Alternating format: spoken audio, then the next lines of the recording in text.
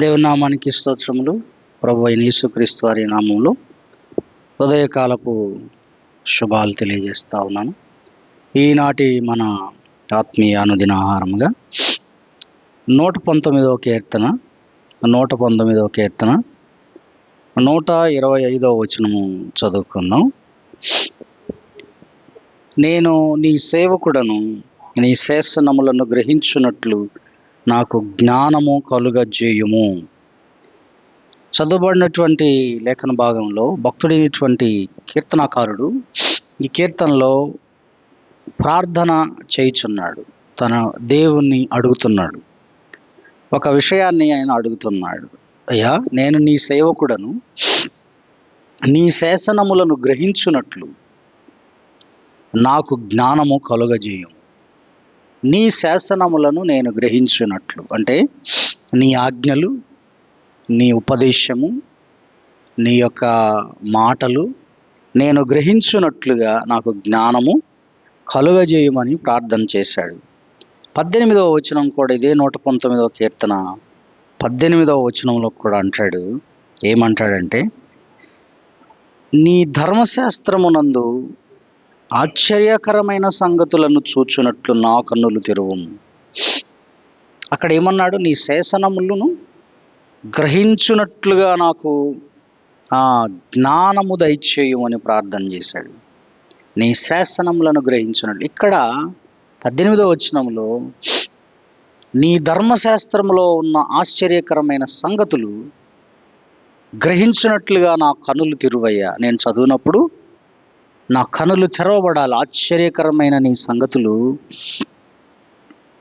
నీ గ్రంథంలో రాయబడ్డటువంటి ఆశ్చర్యకరమైన సంగతులు నేను గ్రహించినట్లుగా నా కన్నులు తెరువు. నా కన్నులు తెరవబడితేనే నీ వాక్యంలో ఉన్న సంగతులు, నీ ధర్మశాస్త్రంలో ఉన్న సంగతులు నేను చూడగలుగుతాను, లేకపోతే చూడలేను. 34వ వచనంలో కూడా అంటాడు. 34వ వచనంలో నీ ధర్మశాస్త్రము అనుసరించుటకు నాకు బుద్ధి దయచేయుము. అప్పుడు నా పూర్ణ హృదయంతో నేను దాని ప్రకారము నడుచుకుందును. ఈ వచనంలో కూడా ఏమంటున్నాడు అంటే, నీ ధర్మశాస్త్రము అనుసరించే బుద్ధిని నాకు దయచేయి. ఈ మూడు కూడా ప్రార్థనలే. ఈ మూడు విషయాలు ఇందులో ఈ 119వ కీర్తనలో చాలా చోట్ల రిక్వెస్ట్లు కూడా ఉన్నాయి. అంటే ఆయన అడిగాడు ప్రభువుని. కానీ ముఖ్యంగా ఇందులో ఈ మూడు విషయాలు మనకేం కనిపిస్తున్నాయి అంటే, నీ వాక్యమును నేను గ్రహించున్నట్లు, లేదా నీ శాసనములను గ్రహించున్నట్లు జ్ఞానము కలుగజేయమని ప్రార్థించాడు. ఆశ్చర్యకరమైన సంగతులు నేను చూచున్నట్లుగా నా కన్నులు తెరువమని ప్రార్థించాడు. అనుసరించే బుద్ధిని నాకు దయచేయమని ప్రార్థించాడు. ఇది ఎంత శ్రేష్టమైన ప్రార్థన, ఎంత అద్భుతమైన ప్రార్థన. మనము దేవుని వాక్యాన్ని చదువుతున్నప్పుడు, బైబిల్ మనం ముందు పెట్టుకున్నప్పుడు, ఆయన గ్రంథాన్ని మనం ముందు పెట్టుకున్నప్పుడు, ఆ వాక్యమును చదువుతున్నప్పుడు, లేదు దైవజనులు బోధిస్తున్నప్పుడు, వాక్యాన్ని వింటున్నప్పుడు అందులో ఉన్నటువంటి ఆశ్చర్యకరమైన సంగతులు చూడగలిగే విధంగా మనం చదవాలి. అలా చదవాలి అంటే, అది అలా మనకు ఆశ్చర్యకరమైన సంగతులు కనబడాలి అంటే దేవుడు మన కన్నులు తెరవాలి. అలాగే విన్నాము, చదివాము, గ్రహించాము, ఆచరణలో పెట్టే బుద్ధి కూడా దయచేయమని మనం ప్రార్థించాల్సిన అవసరం ఉంది. ఈ రోజున మనం వాక్యాన్ని అనేకులు వింటున్నారు. వాక్యాన్ని ఎంతో విరివిగా వాక్యం ప్రకటించబడతా ఉంది. వాక్యము అనేక రీతులుగా మన ముందుకు వస్తూ ఉంది. నిత్యము గ్రంథం మన మధ్యలోనే, చేతిలోనే, మనతోనే దేవుని వాక్యము ఉంటా ఉంది. కానీ మనకు గ్రహింపు కలగట్లేదు, గ్రహించట్లేదు. చాలామంది దేవుని వాక్యాన్ని గ్రహించటం లేదు. అది చదవడానికి మాత్రమే కాక వాటి అంతరార్థాన్ని గ్రహించి జీవితంలో ఆచరించడానికి దేవుని సహాయం కొరకు కూడా మనం ప్రార్థించాలి. జ్ఞానం ఇవ్వమని ప్రార్థించాలి. దేవుని వాక్యంలో ఉన్న జ్ఞానపు లోతులు అర్థం కావాలని మనం కూడా ప్రార్థించాలి. జ్ఞాని అయిన ఈ భక్తుడిలాగా కీర్తనాకారుడిలాగా. అందులో ఉన్న అంతరార్థం గ్రహించాలి. ఆ చదువుతున్నప్పుడు అంతరార్థం, భావం అర్థం కావాలి. మనము చూసినట్లయితే యేసుక్రీస్తు ప్రభువారు పునరుద్ధానుడైన తర్వాత ఎమ్మాయి గ్రామానికి ఆయన వెళ్తున్నప్పుడు ఇద్దరు వ్యక్తులు నడుచుకుంటూ వెళ్తున్నారు. వాళ్ళ మధ్యలో యేసు ప్రభువారు మూడవ వ్యక్తిగా ఆయన ఉన్నారు. ఉండి ఆయన వారితో సంభాషిస్తున్నప్పుడు వారు ఆ కన్వర్జేషన్ జరుగుతూ ఉంది. వాళ్ళకి ప్రభు చెప్పారు, ప్రవక్తలు మాటలు, ప్రవక్తల ప్రవచనాలు ఓ నమ్మని మందమతులారా, లేఖనాలు ప్రకారంగా ఆయన చనిపోయి తిరిగి లేస్తాడని ఉంది కదా అని ఆ లేఖనాలలో ఉన్నటువంటి ఆ వచనాల భావాన్ని యేసయ్య వారికి వివరించాడు. ఆ ప్రవచనాల యొక్క భావం ఆ ధర్మశాస్త్రములో, ఆ పాత నిబంధనలో, ఆ కీర్తనల గ్రంథంలో, ధర్మశాస్త్రంలో, ప్రవక్తల గ్రంథాల్లో ఏముందో అది తీసి ఆయన వారికి వివరించాడు. అలాగనే మరలా శిష్యులు కూడా ఇంకా ఇతర శిష్యుల మధ్యలో కూడా ప్రభు వెళ్ళినప్పుడు వారితో కూడా లేఖనాల భావాలు చెప్పాడు అక్కడ. అది కూడా మీరు చూస్తే అదంతా 24వ అధ్యాయము 13 నుంచి 13వ వచనం ఆ అధ్యాయం అంతా మీకు కనిపిస్తుంది. వారు కూడా లేఖనములు గ్రహించినట్లుగా ఆయన వారి మనసును తెరిచాడని రాస్తుంది. ఈ చదవబడ్డటువంటి లేఖన భాగాలన్నిటిలో కూడా గ్రహింపు యొక్క ప్రాధాన్యతను మనం చూస్తూ ఉన్నాం. దేవుని వాక్యంలో దేవుని వాక్యాన్ని చదువుతున్నప్పుడు, వింటున్నప్పుడు మనకు కావలసినటువంటిది జ్ఞాన హృదయం కావాలి.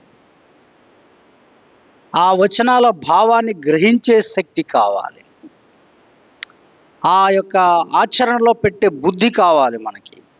అందుకోసం మనము ప్రార్థన చేయాలి. అందుకోసం మనము ప్రార్థించుకోవాలి, దేవుని అడగాలి. అదే ఇక్కడ కీర్తనాకారుడు చేసిన ప్రార్థన. అయ్యా, నీ శాసనములు గ్రహించున్నట్లుగా నాకు జ్ఞాన హృదయము దయచేయము. నీ శాసనములు గ్రహించున్నట్లు నాకు జ్ఞానము కలుగజేయమని మంచి ప్రార్థన చేశాడు ఆయన. ఆశ్చర్యకరమైన కన్నులు, ఆశ్చర్యకరమైన సంగతులు చూచినట్లుగా నా కన్నులు తెరువయ్యా అని ప్రార్థన చేశాడు. అనుసరించే బుద్ధిని నాకు దయచేయ అని ప్రార్థన చేశాడు. చక్కటి ప్రార్థన అండి. మనం కూడా ఈరోజు మనం అదే ప్రార్థించాలి. దేవుని వాక్యం అర్థమవునట్లుగా, వాక్యం పట్ల లోతైన అవగాహన, బయల్పాటు, ప్రత్యక్షత కొరకు కలుగునట్లుగా మనం ప్రార్థించాలి. మన కన్నులు తెరవబడాలని, మన మనసు తెరవబడాలని. ఇదే ఆయన చేసిన భక్తుడైనటువంటి కీర్తనాకారుడు 119లో. ఈ రోజున మరి అలా మనం చేయలేకపోతున్నాం. ఎంతో వాక్యం వింటున్నాం, ఎంతో విరివిగా వాక్యం ప్రకటించబడుతుంది. ప్రతిరోజు దేవుని వాక్యం మన ముందు ఉంటుంది. కానీ చాలామంది వారు వినుట మట్టుకు విందురు కానీ గ్రహింపరు. వింటారు, ఎన్నో వాక్యాలు వింటారు, ఎంతో చదువుతారు, కానీ గ్రహింపు లేకపోవడం. ఈ సందర్భం ఏంటి? ఇందులో ఉన్న కంటెంట్ ఏంటి? ఇది దేని గురించి చెప్తుంది అని గ్రహింపు లేకపోవడం మనం నేడు చూస్తూ ఉన్నాం. మనం భోజనం చేసామనుకోండి, ఏ తిన్నా వంట పట్టాలి అట. శరీరానికి కావాల్సిన విటమిన్స్ మనకు అందనప్పుడు అనారోగ్యం వచ్చేస్తుంది. అట్లాగే దేవుని వాక్యాన్ని మనం చదువుతున్నప్పుడు, వింటున్నప్పుడు మన అంతరంగాన్ని బాగు చేయాలి, అది ప్రక్షాళన చేయాలి. ఆ విధంగా అది అబ్జర్వ్ అవ్వాలి, ఆ విధంగా మనం అది గ్రహించాలి. అది వినటం వరకే విని గ్రహించనప్పుడు అసలు ఏం చెప్పారు సబ్జెక్ట్ అనేది మనకి కోల్పోతాం. కాబట్టి భక్తుడైనటువంటి కీర్తనాకారుడు, అయ్యా నీ శాసనములను గ్రహించున్నట్లు నాకు జ్ఞానము కలుగజేయమాట. గ్రహింపు కోసం ప్రార్థన చేశాడు. ఇర్మియా ప్రవక్త అంటాడు, ఇర్మియా 33:3లో, నాకు మొరపెట్టుము, నేను నీకు ఉత్తరం ఇచ్చేదను, గ్రహింపలేని గొప్ప సంగతులు, నీకు అర్థం కాని సంగతులు నేను నీకు చెప్తాను, నువ్వు నాకు మొరపెట్టు, నీవు నాకు ప్రార్థన చెయ్యి. నిత్యము మనం కూడా ఆ వాక్యాన్ని మన అవసరాల కోసం కాదు కానీ, దేవా నీ వాక్యంలో ఆశ్చర్యకరమైన సంగతులు చాలా ఉన్నాయి, నాకు నీ బైబిల్ అర్థం కావట్లేదు, నీవు సేవకులు చెప్తున్నారు అర్థం కావట్లేదు, నేను నీకు మొరపెడుతున్నాను, ప్రార్థిస్తున్నాను, ఆ గ్రహించే శక్తిని నాకు ఇవ్వు, నాకు తెలియచేయి ఆ సంగతులు, వాటిని నేను అబ్జర్వ్ చేసుకుని నా ఆత్మకు బలం పొందేటట్లుగా నాకు సహాయం చేయి నాయన అని ప్రార్థించాలి మనం. ప్రవక్త అయిన దానియేలును మనం చూస్తాం. దానియేలు గ్రంథం 9వ అధ్యాయం 22వ వచనంలో అంటాడు, దానియేలు కొన్ని దినాల పాటు ఉపవాసం ఉండి తన దేశం కొరకు, ప్రజల కోసం ప్రార్థన చేశాడట. కన్నీటితో ప్రార్థన చేశాడు. అప్పుడు గబ్రియేల్ దేవదూత దిగి వచ్చి, దానియేలు, నీవు నాకు ప్రియుడివి, దేవుడు తన దూతను పంపించి మాట్లాడాడు, నీవు నాకు ప్రియుడివి, నేను ఎందుకు వచ్చానంటే నీకు గ్రహింప శక్తి ఇచ్చుటకు వచ్చి తిని అని అక్కడ రాస్తుంటుంది. గ్రహించే శక్తిని, ఎస్పెషల్లీ గ్రహించే శక్తిని ఇవ్వడానికే వచ్చాడంట ఆయనకు. అంటే ఆయన ప్రార్థన చేస్తున్నాడు దానియేలు గారు, తన ప్రజల పాపాలను ఒప్పుకుంటూ యెరూషలేము మరలా కట్టబడాలని. ఇక్కడ ఉన్నటువంటి ఇశ్రాయేలీయులందరూ తిరిగి బబులోను నుంచి వాళ్ళు యెరూషలేముకు వెళ్ళి, విడిపించబడి వెళ్ళి అక్కడ మందిరం కట్టుకోవాలి, మళ్ళీ తిరిగి వారి దేశంలో నివసించాలి అన్న కన్నీటి ప్రార్థనతో ఉన్నప్పుడు దేవుణ్ణి విజ్ఞాపన చేసి అడిగినప్పుడు గబ్రియేల్ దేవదూత ప్రత్యక్షమయ్యి ఆయన ఒక మాట అన్నాడు. ఏమన్నాడంటే, గ్రహింప శక్తి ఇచ్చుటకు నేను వచ్చి తిని అన్నాడు. ఏమి గ్రహించాలి దానియేలు గారు అని అంటే, ఓకే నీ ప్రార్థన అయితే విన్నాను, కానీ చాలా భవిష్యత్తు ఉంది, ఇశ్రాయేలుకు చాలా భవిష్యత్తు ఉంది, ఇశ్రాయేలు యొక్క భవిష్యత్తు నేను చెప్తున్నాను, నేను నీకు మందిర నిర్మాణం యొక్క స్థితి నేను చెప్తున్నానని అక్కడ 70 వారముల మర్మం గురించి రాశాడు. 70 వారాల మర్మం అంటే ఇశ్రాయేలీలకు ఆ సమయంలో వాళ్ళు అక్కడి నుంచి విడుదల పొంది యెరూషలేము దేవాలయాన్ని తిరిగి కట్టేది మొదలుకుని యేసు ప్రభువారు ఈ భూమి మీదకు వచ్చేంత వరకు జరిగే కాలాల సంఘటనల సమాహారాన్ని ఆ 70 వారాల మర్మంలో చెప్పాడు. ఎంత అద్భుతమో అది. ఆ మిస్టరీని ఆయనకు పాపం గ్రహించే శక్తినిచ్చాడు కానీ ఆయన చూడలేదు, ఎందుకంటే ఆయన చనిపోయాడు తర్వాత కాలంలో. అది ఆ దర్శనము, ఆ ప్రత్యక్షత చూసేటప్పటికీ ఆయన పెద్ద వయస్కుడు, వృద్ధుడు ఆయన. కానీ ఆయనకు దేవుడు చూపించాడు ఆ 70 వారాల మర్మంలో ఏమేమి జరుగుతాయో, ఏమేమి సంఘటనలు జరుగుతాయో సవివరంగా భవిష్యత్తును, ఇశ్రాయేలు దేశపు భవిష్యత్తు, ఇశ్రాయేలు జనాంగం యొక్క భవిష్యత్తు, మందిర నిర్మాణం, యేసుక్రీస్తు వారి ఈ భూమి మీదకి వచ్చే మెస్సియా మొదటి రాకడ, ఆయన పుట్టుకను గురించి అందులో ఆయన వివరించాడు. ఎంత అద్భుతమో, ఎంత ఆశ్చర్యమో. కాబట్టి మనకు ప్రత్యేకించి దేవుణ్ణి మనం అడుగుతూ ఉండాలి ఎప్పుడు కూడా. వాక్యాన్ని వింటున్న ప్రతిసారి గ్రహించే శక్తి నాకు ఇవ్వయా, నీ వాక్యములు ఆశ్చర్యకరమైన సంగతులు చూచే కన్నులు నాకు ఇవ్వయా అని మనం ప్రార్థన చేయాలి. ఆచరించే బుద్ధిని దయచేయి నాయన అని ప్రార్థించాలి. ఎంత అద్భుతమైన ప్రార్థనలు భక్తులు చేశారు. ఈ రోజున మనం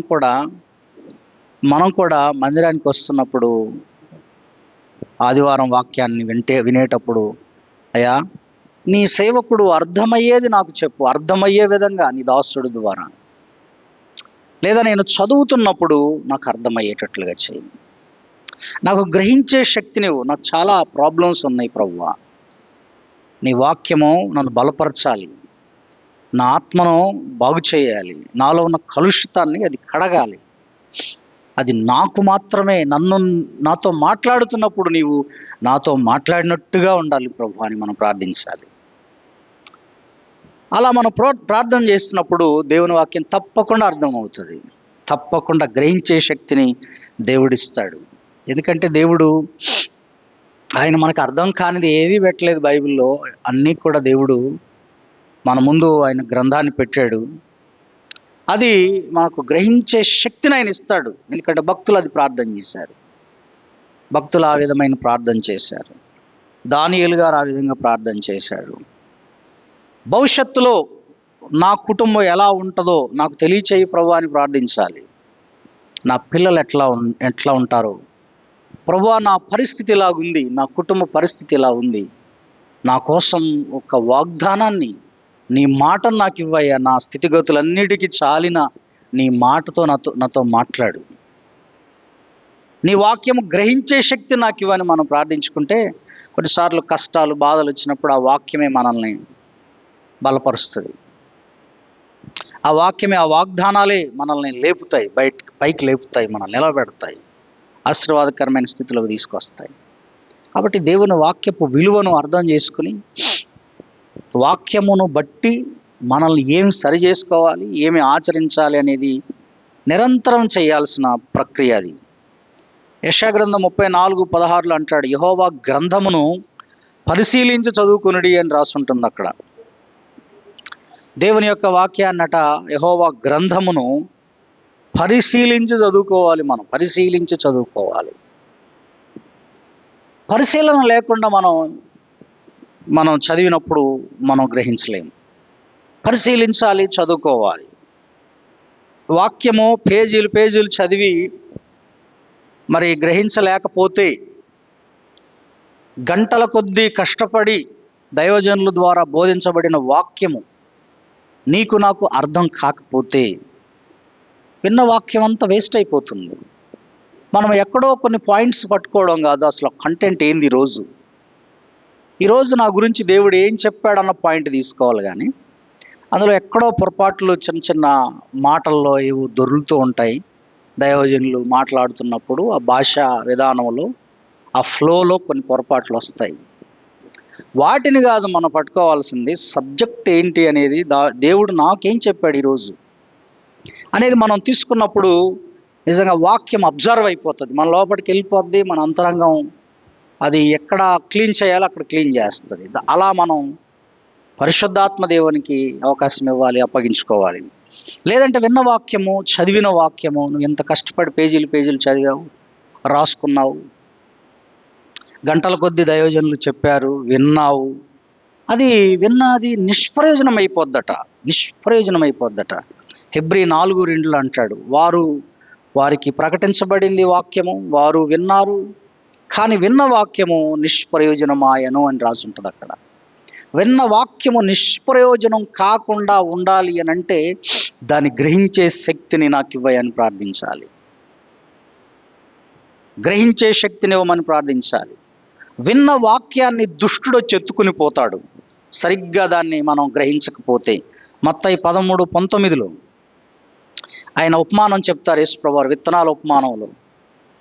విని గ్రహించకపోవడం ద్వారా, విన్నావు గ్రహించకపోవడాన్ని బట్టి దుష్టుడు వచ్చి వాక్యాన్ని ఎత్తుకొని పోయాడు.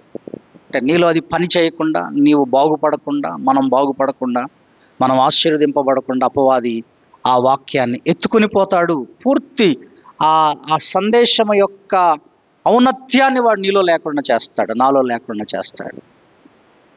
అందులో ఉన్నటువంటి గొప్ప సత్యాన్ని గ్రహించకుండా వాడు తీసేసుకుని వెళ్ళిపోతాడు. నిష్ప్రయోజనం అయిపోద్ది వాక్యం, అంత విన్నది కూడా అంత నిష్ప్రయోజనం అయిపోద్ది. కాబట్టి దేవుడు ఉదయకాల సమయంలో నీతో నాతో మాట్లాడేది ఏంటంటే, గ్రహించే శక్తిని ఇవ్వమని మనం ప్రార్థించాలి, అర్థం చేసుకునే శక్తిని ఇవ్వమని ప్రార్థించాలి, వాక్యము అనుసరించే బుద్ధిని దయచేయమని ప్రార్థించాలి. అయ్యా విన్న వాక్యము నిష్ప్రయోజనం కాకూడదయ్యా అని మనం ప్రార్థించాలి. వాక్యము నాలో ఫలించాలయ్యా అని ప్రార్థించాలి. ఇశ్రాయేలు వారి జీవితంలో ఎన్నో దేవుడు అద్భుతాలు చేశాడు. కానీ ఎన్ని అద్భుతాలు చేసిన వాళ్ళు ఎందుకో గ్రహింపు లేకుండా పోయింది వాళ్ళ హృదయాలు. చాలా అద్భుతాలు దేవుడు చేశాడు వాళ్ళ విషయంలో, కానీ అద్భుతాలను కూడా వారు గ్రహించలేకపోయారు. వాళ్ళకి దేవుడు చేసిన మేళ్ళను కూడా తీసిపడేశారు వాళ్ళు. దేవుడిచ్చిన ఆ కృపను తీసిపడేశారు వాళ్ళు. అయినా ప్రేమించాడు దేవుడు.